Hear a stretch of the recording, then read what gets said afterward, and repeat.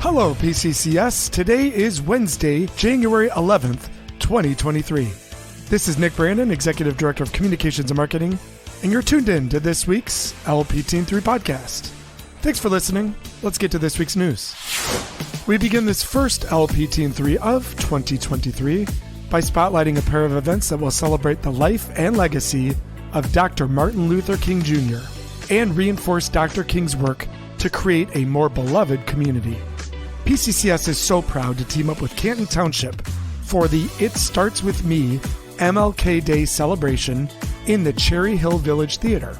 On Monday, January 16th, the celebration will begin at 5:30 p.m. with light refreshments, a P-CCS student art presentation, and hands-on art projects. The main stage program will begin at 6:30 and will include P-CCS student performances, along with a performance by the Stan Barnes and Friends Band.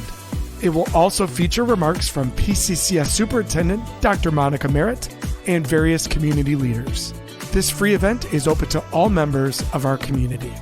Earlier in the day on January 16th, the Canton Public Library and Canton-Plymouth Interfaith Community Outreach will hold a Martin Luther King Jr. Celebration and Peace March from 9:30 a.m. to 1 p.m. These celebrations will take place in the Canton Public Library in the Community Room.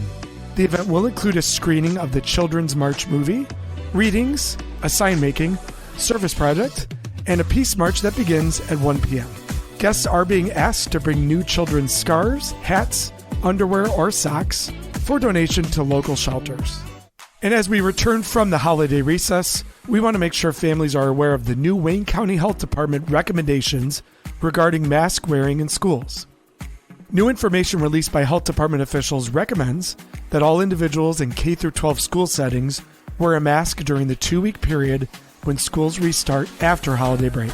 Health department officials are saying the mask recommendation is intended to limit the spread of communicable respiratory illnesses and diseases like COVID-19, flu, and RSV that can happen when individuals reconvene after travel and exposure to different groups of people and environments.